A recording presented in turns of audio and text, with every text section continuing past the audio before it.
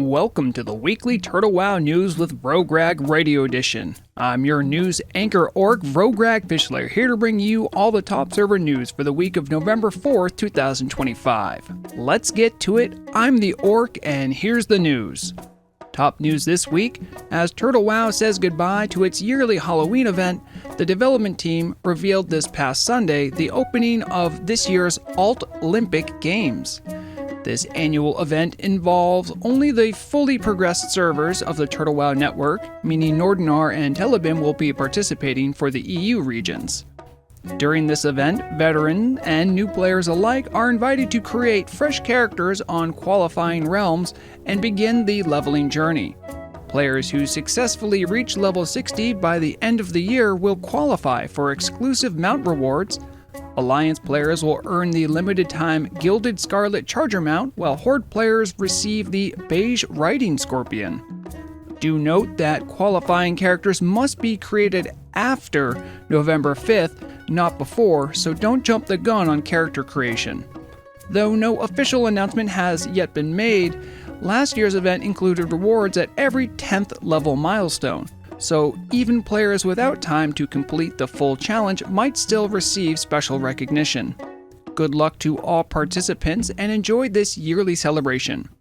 On a related note, November 1st brought news of a sweeping name cleanup coming to Ambershire. The team will free up reserved names from unused characters that both haven't logged in since the first 2 weeks of Ambershire's launch and failed to reach level 2. This cleanup will release a whopping 100,000 names for future use on the realm. The development team has been busy with teasers for the upcoming 1.18.1 content.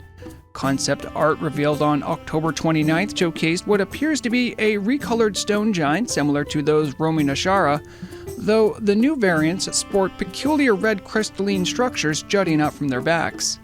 The Twitter post alludes to something far older and far larger, lurking in the halls of the yet-to-be-released Nightmares of Ursal raid. November 1st brought visuals for the newly designed male armor set for the new raid.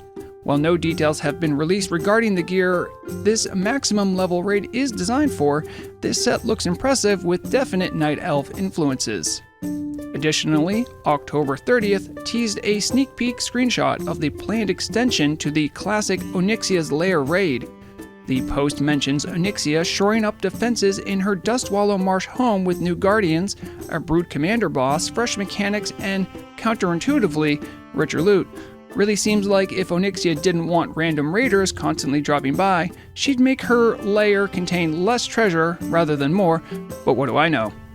That is all we have for top news this week. Until next time, I've been Vrograg Fishslayer. Thank you for listening to Everlook Radio, and remember, the deadliest weapon is knowledge.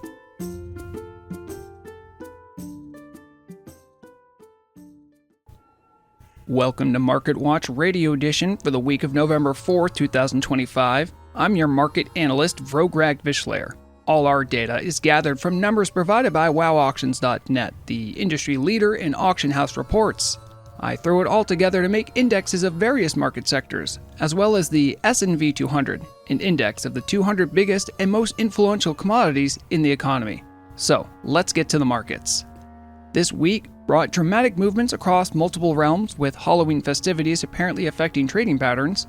Telebim Horde market surged 23% to close at 4 gold 58, driven by a remarkable 80 silver single-day jump on Halloween.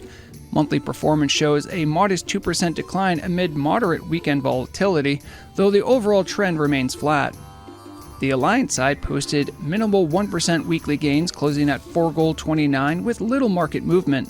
Monthly performance reflects 6% growth despite late October periods where the index traded well under 4 gold before rebounding in the final days. Northshire declined 8% weekly to 7 gold 32 without the typical weekend recovery pattern.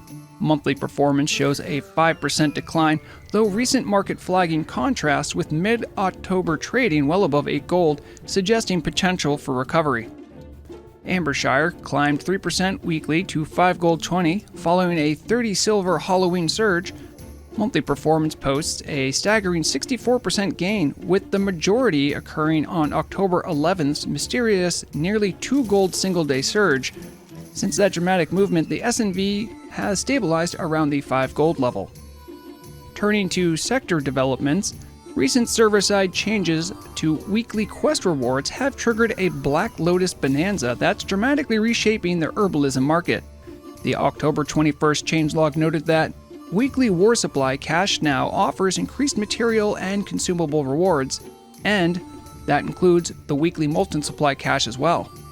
These reward caches were already highly prized for providing desired raiding reagents and consumables like flasks, weapon enchantments, and notably Black Lotus. While exact numbers remain unknown since the TurtleWow database wasn't updated with new percentages and drop rates, the market impact is undeniable. Since the announcement, all herbalism indexes fell considerably. On Telebim, the Horde market dropped 27%, while the Alliance declined 14%. Nordinar plummeted 31%, and even Ambershire's less progressed realm fell 11%. These numbers largely reflect similar Black Lotus drops, though other heavily included herbs are also contributing to rapidly falling consumable reagent prices. While herbalist profiteers likely weren't pleased with these dramatic price reductions, the broader raiding consumer public welcomed the substantial decrease in herbs and related consumables over the past 2 weeks.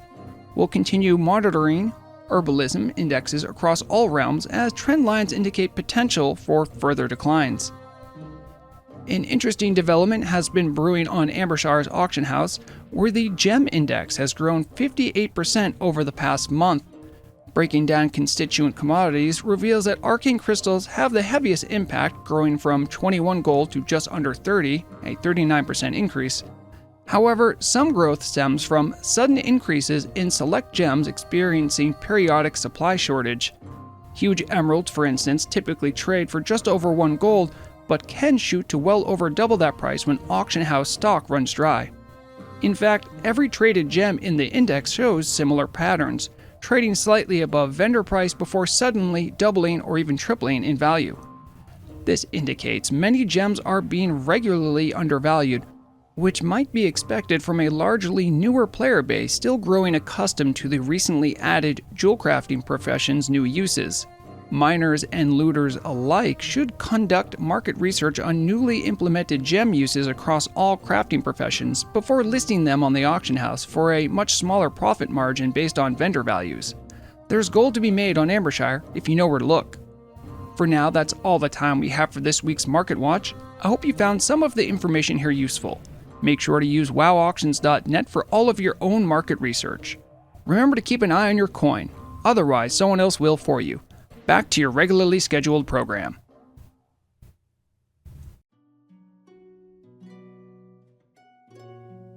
Welcome to TurtleWow News' Community Bulletin Radio Edition. I'm your host, Vrograg Fishslayer, here to bring you all the community news and updates on events going on your community, for the player and by the player, for the week of November 4th, 2025.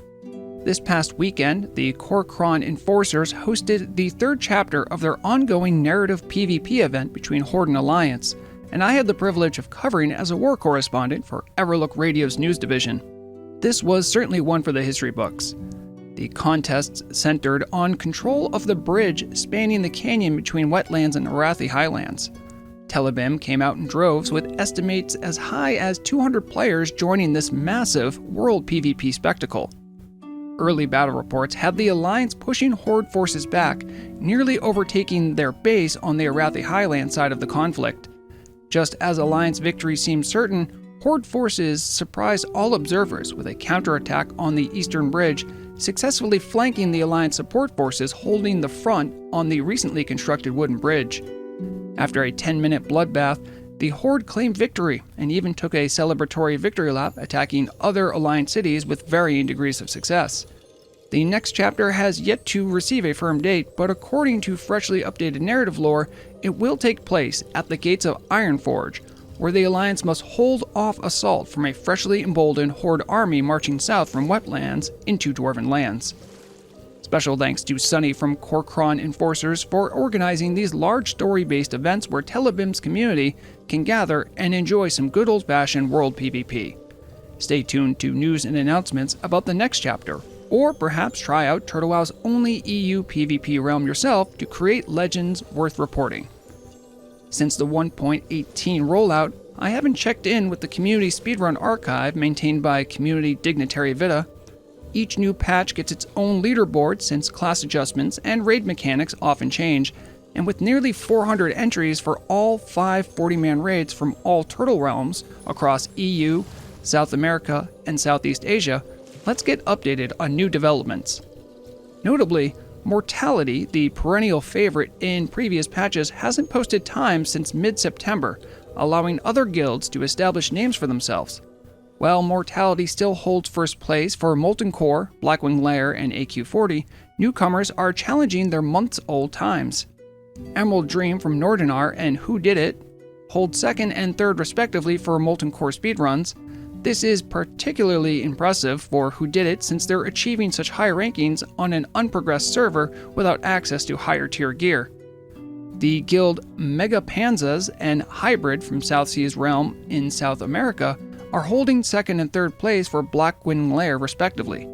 Great to see such effort from our sister server across the Atlantic, especially since their realm just recently rolled out AQ40, so achieving these times with fewer gear options is quite impressive. For AQ40, second and third place are held up by up-and-coming Nordinar raid teams, Skip Mechanics and Bad Apples, respectively. For Naxxramas, Nordinar guilds dominate the top 3 positions. First place belongs to Doom Turtles with an impressive 51-minute run, with other Nordinar contenders, Weird Vibes and Clickers taking second and third. With Karazhan 40 better understood by the community, all top 3 speedruns are under 1 hour, and from Nordinar staple speedrun guilds. Doom Turtles again claims first with 50 minutes, trailed by old contender Hard Knock Society in second, and the oldest raid team on Turtle WoW, Thunder Ale Brewing Co., taking bronze for the hardest available raid. Not only has there been a shakeup in frontrunners and new contenders, but the 1.18 speedrun archive also features a new point-based rank system to better incentivize participation from raid teams.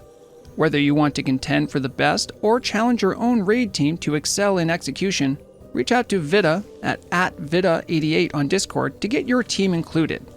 As always, thank you to Vita for making this resource available and continuing inspiring raid teams to try their best. For this week's live DJ schedule, we have a bunch of great shows to enjoy. All times listed here will be server time. DJ Crustman's Groovin' in the Grave show airs Tuesday at 8 p.m., immediately followed by DJ Whiskey's The Whiskey Lounge at 1 a.m. Wednesday. DJ Andolin's Level Up with Metal show performs Thursday at 6 p.m.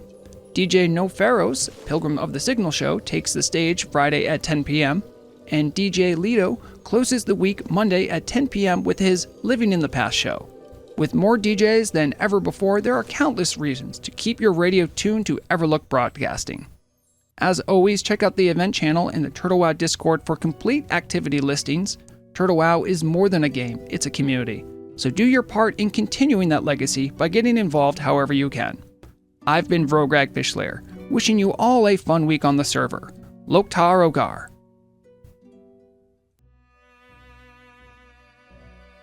Vrograg Fishslayer here, keeping you up to date and informed about all the latest changes and adjustments coming to you through the Changelog.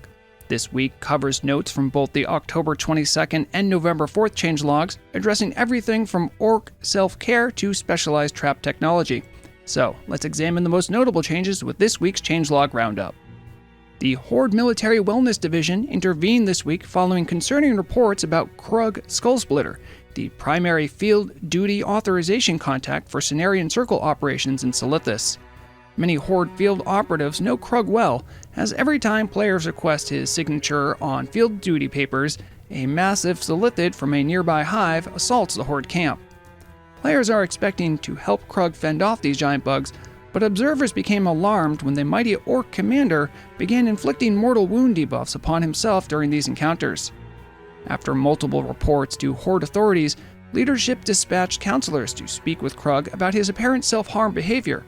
Following therapeutic intervention addressing the emotional toll of always having to fight the same damn big bug again and again, Krug now properly directs his Mortal Strike abilities at enemies rather than himself. The Joint Battleground Ethics Committee convened emergency sessions this last week to address growing confusion and friendly fire incidents caused by illusion effects. Various items and donation shop toys allow players to appear as different creatures ranging from ogres to Pandaren, with the Orb of Deception even allowing appearance as opposing faction members. Representatives from both Alliance and Horde military commands agreed that illusions need to be removed upon entering battlegrounds to prevent confusion and ensure proper rules of engagement in their ongoing faction conflict. While illusions will be stripped at battleground entry, skins that simply alter appearance within a player's own race will remain permitted. The Earthen Ring Shamanic Research Council addressed a peculiar anomaly this week involving the Tauren racial ability Totemic Slam. This technique, which slams targets with ancestral totems, causing damage and reducing attack and casting speed, was somehow triggering the level 24 totem relic, Totem of the Corrupted Current, from recently added dungeon content.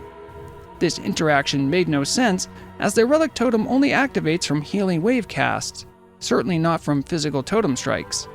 Investigation also revealed Totemic Slam was triggering the ancestral healing ability as well.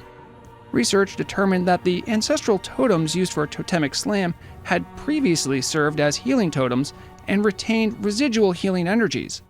Proper cleansing rituals have been performed to remove these lingering enchantments, ensuring the totems now function purely as weapons.